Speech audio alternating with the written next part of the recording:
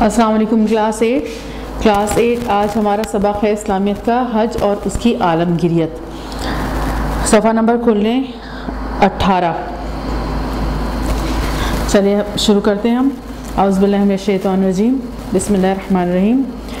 حج اور اس کی عالمگیریت۔ عالمگیریت تمام انسانیت کے لیے یکساں مفید یا مقبول ہونے کی حالت کسی بھی چیز کی وہ عالمگیریت کہلاتی ہے۔ حج اور اس کی عالمگیریت۔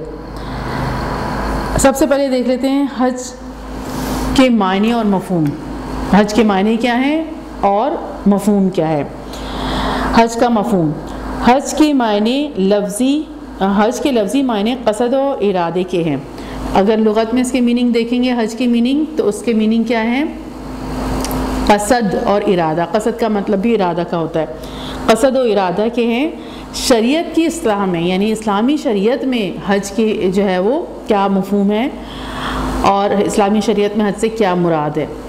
اسلامی شریعت کی اصطلاح میں حج سے مراد یہ ہے کہ مقررہ وقت میں مکہ مکرمہ جا کر بیت اللہ کا طواف کرنا، بیت اللہ یعنی خانہ کعبہ کا طواف کرنا، اور دوسرے مقامات مقدسہ جو پاک دوسرے مقامات ہیں، مقدسہ کا مطلب ہوتا ہے پاک مقامات، اور جن کو ہم عزت و احترام کی نگاہ سے دیکھتے ہیں، ان مقامات میں حاضر ہو کر کچھ اعمال بجا لانا۔ اب جیسے منی ہے، مزدلفہ ہے، یہ ساری جگہیں جو ہے، عرفات کا میدان ہے، یہ سب کیا مقدس مقامات ہیں۔ یہاں جا کر کچھ اعمال کا بجا لانا یعنی کچھ نیک اعمال کرنا، تو یہ پورا کیا کہلائے گا؟ اسلامی شریعت میں حج کہلائے گا۔ اور حج کے لفظی معنی کیا ہیں؟ قصد و ارادہ، یعنی ارادہ کرنا یا قصد کرنا۔ اور پھر شریعت میں، ہماری اسلامی شریعت میں کیا کہلائے گا اس کی میننگ؟ کہ مقررہ وقت میں مکہ مکرمہ جا کے طواف کرنا اور دوسرے مقامات میں جو مقدس مقامات ہیں اس میں جا کے کچھ نیک اعمال بجا لانا حج کہلاتا ہے۔ حج کی اہمیت و فضیلت۔ اب اس میں ہم کیا پڑھیں گے کہ حج کب فرض ہوا اور کن پر فرض ہے اور اس کی اہمیت کیا ہے۔ تو سب سے پہلی چیز کیا ہے کہ حج جو ہے وہ اسلام کا اہم رکن اور عبادت ہے۔ حج سن 9 ہجری میں فرض ہوا۔ کتنی ہجری میں؟ سن 9 ہجری میں، یعنی حضور پاک صلی اللہ علیہ وسلم کے مدینہ ہجرت کرنے کے 90 سال، جب حضور پاک نے مدینہ ہجرت کر دی اس کے 90 سال میں جو ہے وہ حج فرض ہوا ہے۔ حج کن پر فرض ہے؟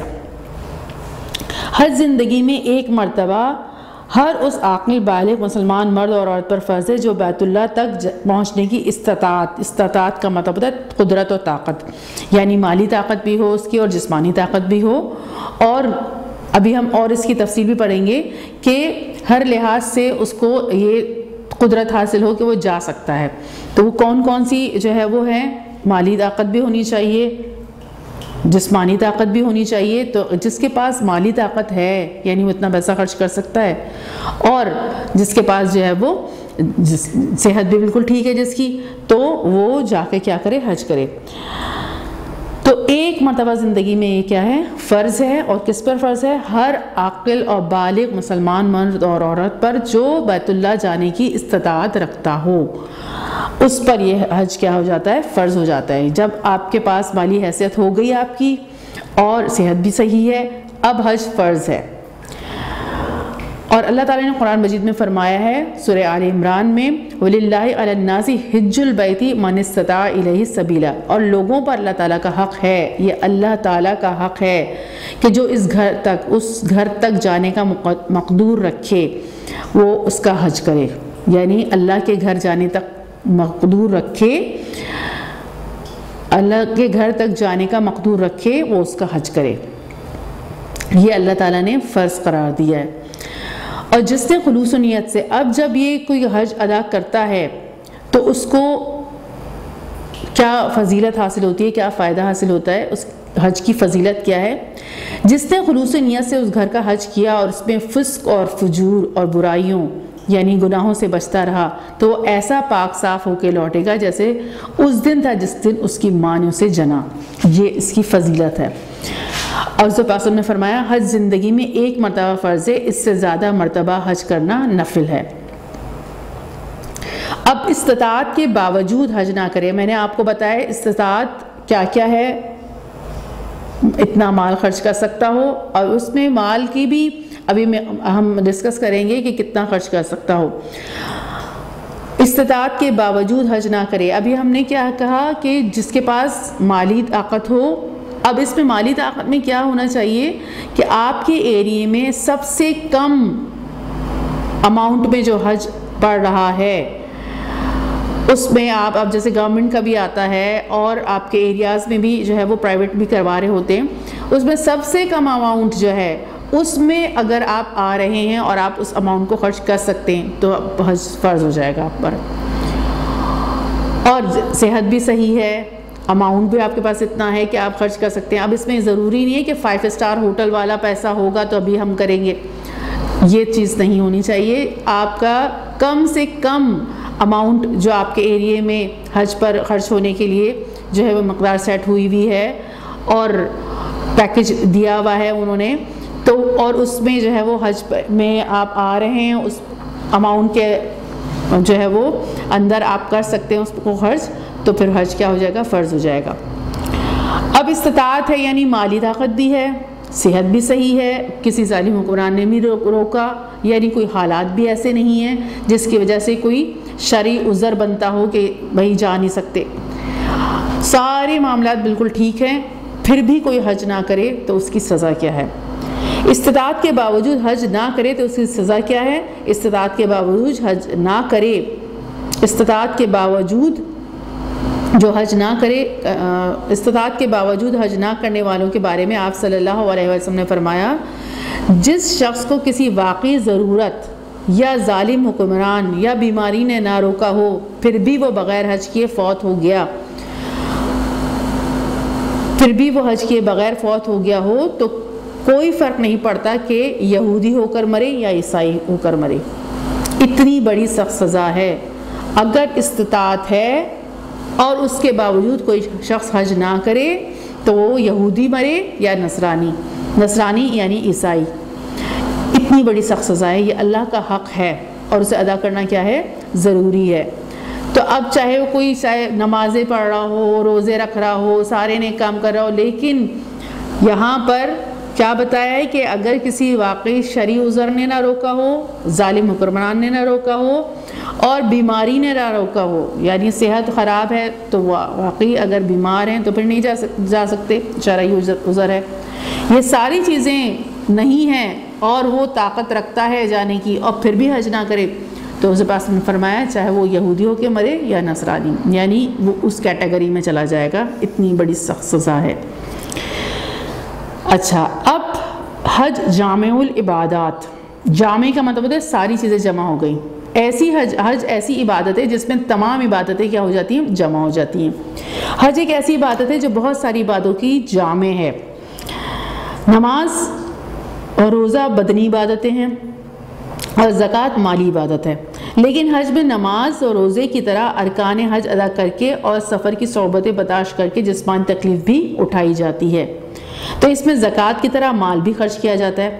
جیسے ہم نماز اور روزے میں جسمانی دشواری اور تکلیف تھوڑی اٹھاتے ہیں، بالکل اسی طرح حج میں بھی یہ تکلیف جو ہے وہ جسمانی تکلیف کیا ہے، اٹھائی جاتی ہے، کیونکہ ظاہر ہے آپ کو جو ہے طواف کرنا ہے، پھر آپ نے منی جانا ہے، پھر اس کے بعد وہاں پر عرفات جانا ہے، پھر کنکریاں ہیں، تو اس میں جو ہے وہ یہ سارے مراحل جو ہے وہ طے کرنے پڑتے ہیں، تو کیا ہے جسم آپ کا اس میں انوالو ہوتا ہے اور جسمانی تکلیف آپ کو کیا ہے اٹھانی پڑتی ہے، تو اس میں زکوٰۃ کی طرح مال بھی خرچ کیا جاتا ہے۔ اب ظاہر ہے آپ کو سارا سفر کا جو ہے وہ خرچہ برداشت کرنا ہوگا، یہ تمام چیزیں اس میں شامل ہو گئیں، یعنی نماز کی کیفیت، اور پھر نماز بھی ہوتی ہے، اس میں نماز بھی آپ کو باجماعت پڑھنی ہوتی ہے، روزے کی بھی کیفیت ہوتی ہے، ظاہر ہے حالات بعض اوقات آپ کہیں دور ہیں، پانی اویلیبل نہیں ہے تو برداشت کرنا پڑتا ہے، بہت ساری چیزیں جو ہے وہاں پر برداشت کرنی پڑتی ہیں اور اپنا مال بھی خرچ کرنا پڑتا ہے۔ جس طرح بندہ نماز میں اللہ تعالیٰ کے حضور عاجزی اور انکساری پیش کرتا ہے اور دعاؤں میں گر گراتا ہے، اسی طرح حاجی اپنا عمدہ لباس چھوڑ کر اور احرام کی 2 چادریں اوڑھ کر اللہ تعالیٰ کے سامنے اپنی عاجزی اور انکساری کا اظہار کرتا ہے۔ اب جس طرح بندہ نماز میں اللہ تعالیٰ کی حضور عاجزی اور انکساری کا مطلب کیا ہوتا ہے؟ عاجز کا مطلب ہوتا ہے بے بس ہونا، عاجزی اور انکساری بے بس ہونا، یعنی بندہ اپنے آپ کو اللہ تعالیٰ کے سامنے کھڑا ہو کے یہ سوچے میں تو کچھ بھی نہیں ہوں۔ اور نماز میں ایسی کیفیت ہونی چاہیے، عاجزی اور انکساری ہونی چاہیے کہ اللہ تعالیٰ جب ہم دعا کرتے ہیں تو ڈائریکٹلی عاجزی انکساری والی بات ہی ہے کہ اللہ تعالیٰ سے دعا کریں کہ اللہ تعالیٰ آپ ایسا کر دیں، یعنی ہم خود کچھ نہیں کر سکتے، تو یہ عاجزی و انکساری ہے۔ تو جس طرح نماز میں عاجزی و انکساری ہم کرتے ہیں، بالکل اسی طرح انسان جو ہے وہ حج میں بھی، مسلمان حج میں بھی اپنا عمدہ لباس چھوڑ کر اور احرام کی 2 چادریں پہن کر اور پھر اپنے آپ کو اللہ کے آگے جو ہے وہ عاجزی و انکساری کا پورا اظہار کر رہا ہوتا ہے اور اللہ تعالیٰ کے آگے گڑ گڑا رہا ہوتا ہے، وہاں پر ظاہر دعائیں کر رہا ہوتا ہے، اور ہر وقت لبیک اللہم لبیک، میں حاضر ہوں اے اللہ، میں حاضر ہوں کی جو ہے وہ صدا لگا رہا ہوتا ہے اور دعا و التجا میں مصروف رہتا ہے۔ تو یہ اس میں ساری عبادات جو ہے وہ شامل ہو جاتی ہیں۔ اس میں جہاد کا بھی رنگ ہے۔ جہاد کا رنگ کیا ہے؟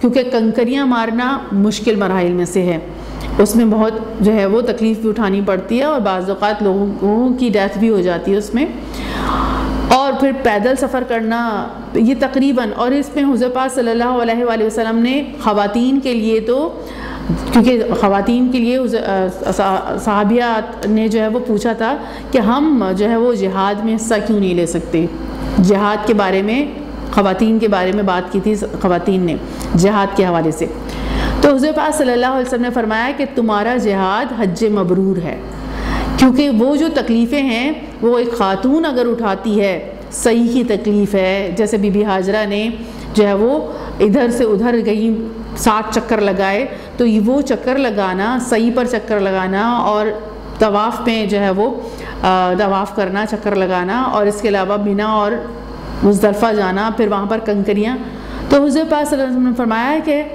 تمہارا جہاد حج مبرور ہے۔ حج مبرور کا مطلب کیا ہوتا ہے؟ وہ حج جو قبول ہو جائے، یعنی اس میں مناسک پوری تمام چیزیں جو ہے وہ ہم صحیح طریقے سے ادا کریں، اس میں کوئی کمی بیشی نہ ہو، اس میں کوئی غلطی نہ ہو، جتنے بھی مناسک ہیں، جو بھی ہمیں عبادات کرنی ہے وہ بالکل صحیح ٹھیک ہو جائیں تو حج مبرور ہے۔ اور اس میں ہر قسم کی ہم برائی، فسق، فجور، لڑائی جھگڑا اور ہر قسم کی جو ہے وہ غیبت اور جھوٹ، تمام برائیوں سے ہم بچ کے جب یہ والا حج کرتے ہیں تو وہ حج مبرور کہلاتا ہے۔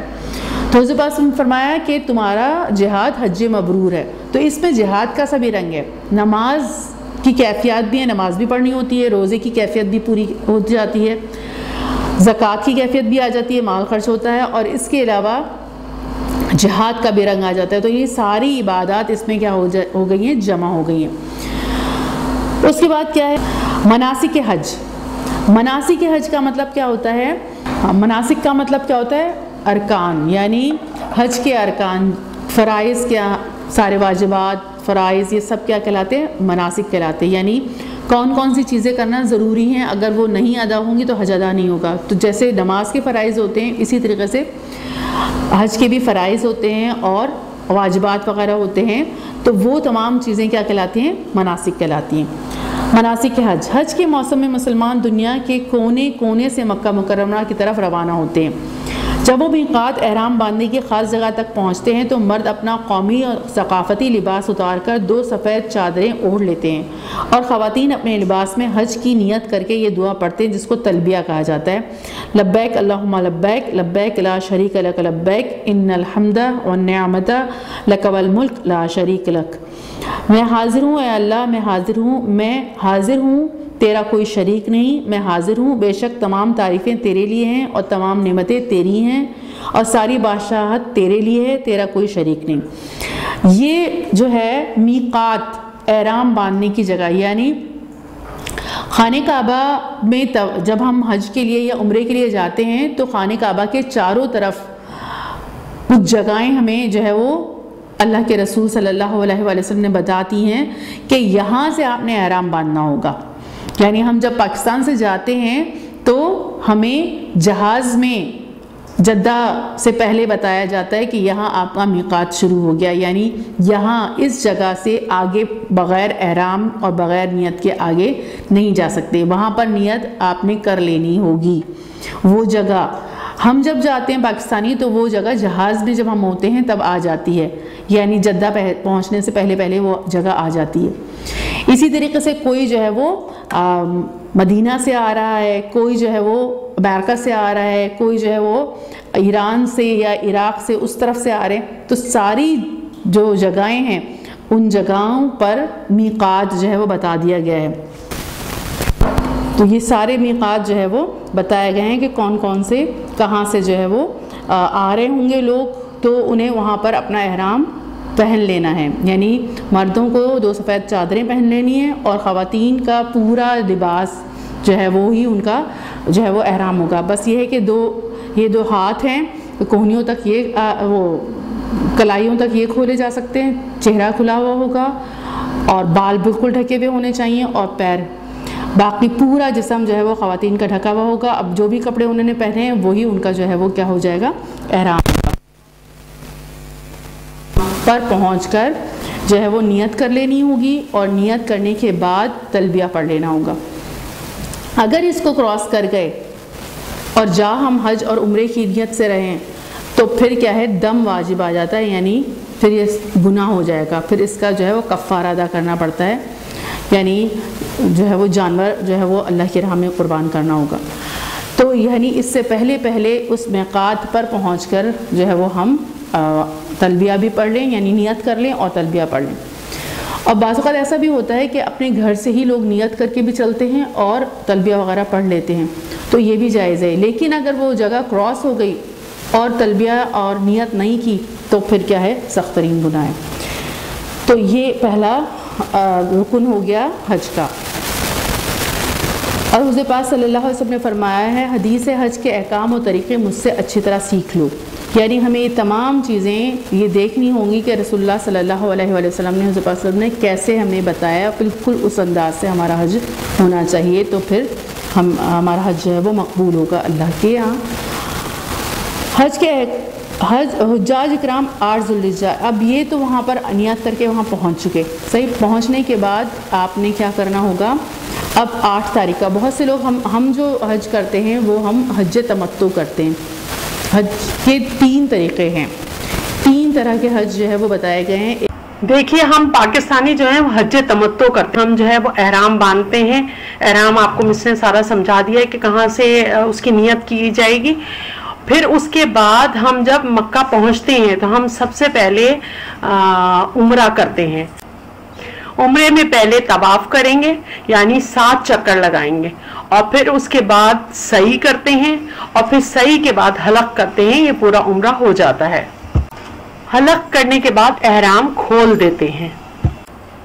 अब 8 ज़ुल्हिज्जा को दोबारा एहराम बांधेंगे, दोबारा से नियत करेंगे, फिर मिना की तरफ रवाना हो जाएंगे। अब 8 का पूरे दिन और रात मिना में गुजारते हैं और फिर वहां से सुबह अरफात के लिए रवाना हो जाते हैं।